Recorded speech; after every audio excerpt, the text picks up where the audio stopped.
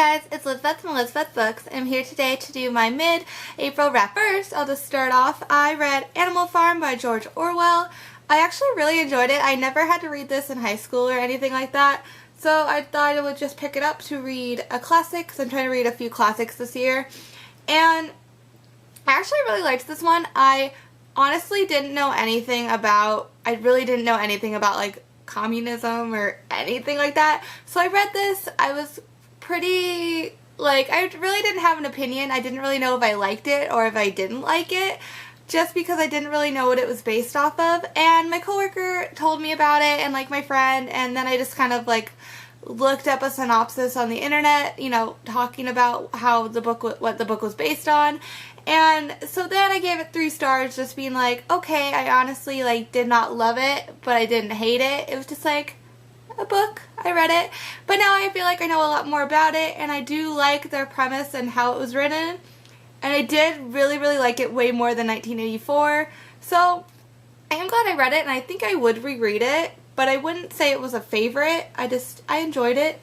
Then I read The Winner's Crime, which is The Winner's Curse, number 2 in the trilogy by Marie Ruzowski, and my friend's borrowing that one, so I don't have it to show you, but she's in a really pretty dress, and I really liked it. I really liked The Winner's Curse, I really liked The Winner's Curse, so I really wanted to read the next book, and this one I liked even more than the first one. There's this scene with Moz, the bug, and I don't know, it's just awesome and amazing, and I just love the main character, and she's just so smart, and I just want her to rule the world, and I just love her.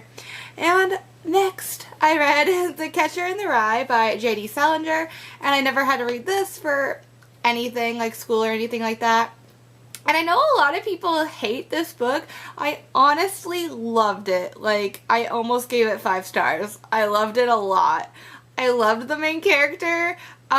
It's not I related with him or anything, because I'm not an angsty teenager full of angst, but I just loved him. I thought he was hilarious. I wanted to know more about him, and I was so sad how it ended. It just ended, and it could have been even longer, and more stuff could have happened, and I would have kept reading it. Then I read An Uncertain Choice by Jodie Hedlund, and I hadn't heard anything about this. I just got this for super cheap at Barnes & Noble, and it was okay. I didn't hate it or anything.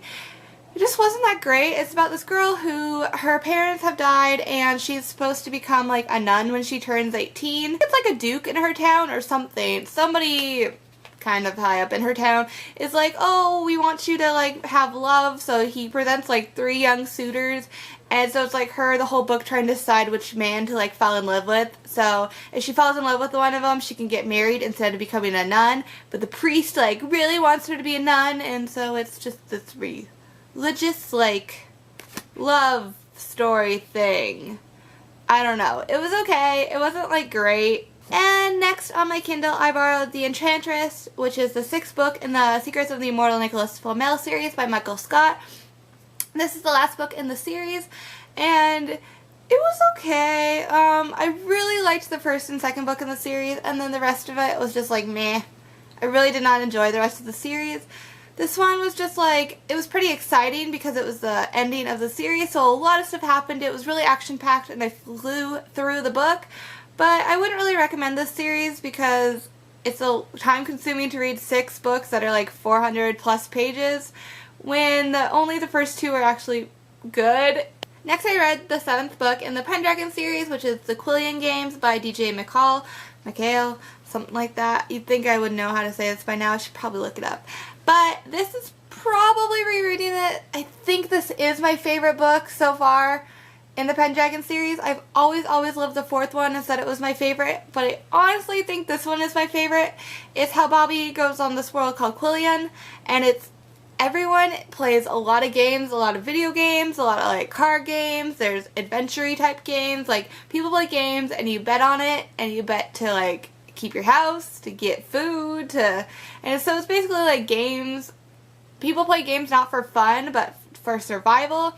So Bobby gets thrown into this arena type death game where you fight other people to the death. It's a really exciting book. Like, a lot of stuff happens that's super exciting. You just want to keep knowing what's going to happen.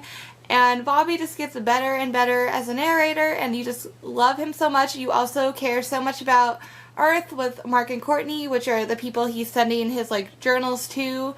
And you just care about everyone in this book, and a lot of sad things happen in this book, and characters find out bad things about other characters, and it's just a really solid read. I really enjoyed it, and I'm excited to keep going on with the series. Then I read Faking Normal by Courtney C. Stevens, which I really did enjoy, but I had a lot of problems with it. It's about a young girl who you don't really know what's wrong with her. You kind of find out she was assaulted over the summer, like throughout the book, and a boy in her class's mother's died. He was actually like murdered by his father, and so he lives with them, and his name is like Bodie, which, I don't know, it was just really weird. I kept reading Brody in my head, and then I looked and his name wasn't Brody, it was like Bodie. They did misuse the word rape in this book. Like, they didn't use it properly, and it kind of bothered me, and I was very confused in this book, because rape is like a serious thing that you don't use it the way they like used it in this book to describe stuff. And so, like, overall I really enjoyed it, but there's just parts of it that were really hard to read, and I don't know. And Bodhi just didn't seem like a real person. He was just very like, this is just very ideal, perfect type person for the main character, that like his parts were really hard to read because I just felt like he was so fake and like just so perfect, even though he was like a flawed character, but they made him like perfectly flawed. If that makes sense. And so yeah, overall I liked it, but it wasn't the best. I would reread it though. I just liked Speak for that type of book a lot more, by Laurie Halse Anderson. And next I read Falling Kingdoms by Morgan Rhodes, and I'm really mad because my paperback like is all getting scruffed up, which has nothing to do with the book, but I should have just bought the hardback, but I didn't know if I would like it, so I bought the paperback because it was cheaper, you know. Anyway, it was actually super good. It's about 3 kingdoms kind of connected, and all the different royalty and such in each kingdom, and they all have like tied together storylines, and it took me literally 200 pages though to understand and remember who everyone was, because honestly in the beginning, like, this is the map of the world, and then it shows you like a guide of all the people in the beginning. So this is like the characters from one of the places, the other place, and they all have like, not hard names, but it's like Magnus, Lucia, Gaius, Althea, Sabrina, you know, they're all just fantasy names that I had to be like, who is that? What's going on? Which world is this in? And I had to do it for literally the first 200 pages. I would be like, who am I reading about? And I'd have to flip back to the beginning and see who it was, and so that was kind of hard, but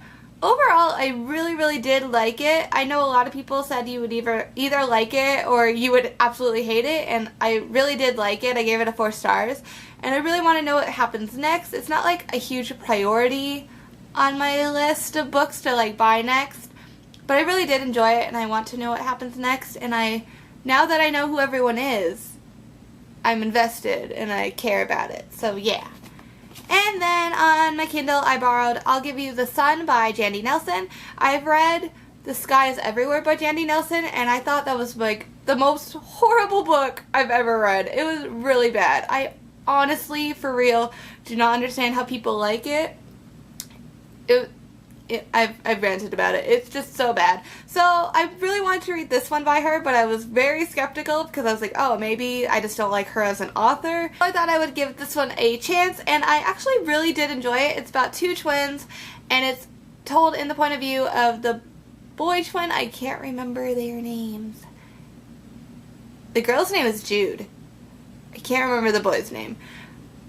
But, yeah. So the boy, it's told when he's 13, and that's his chapters are told when he's 13, and then Jude's chapters are told when they're 16. So it's like, you know, how they were kind of close, and that's how they like became not very good friends and how they just weren't very close anymore. And I really did like the story. But now thinking about it when it's done, I'm like, it really was kind of like a silly thing. Like, they were pretty horrible people. They're both really mean. I read it really fast because it was so intriguing and I really wanted to know what happened. But now thinking about it, I'm like, that plot was really bad. Like, they were just really mean characters. It wasn't really a bad plot. I don't know. It was like nothing happened. If you like art, I think you would like this book because a lot of stuff was like art and I was like, what? I don't even know what I'm talking about anymore. It was really good when I read it. I don't think I would reread it. I'm glad I borrowed it. But I loved it like 100 times more. Skies Everywhere. Because Skies Everywhere wasn't good. Yeah. And finally, the last book I read in this half of April was Red Rising by Pierce Brown. My monthly challenge this month from Catty-tastic's TBR jar thing was to read a book you did not finish, so I had to read Red Rising because this was the only book I had started and hadn't finished. That was like a month, you know. I usually read out the books I start, so I had to read this one to do the challenge. I should have got that challenge probably later on in the year, but oh well.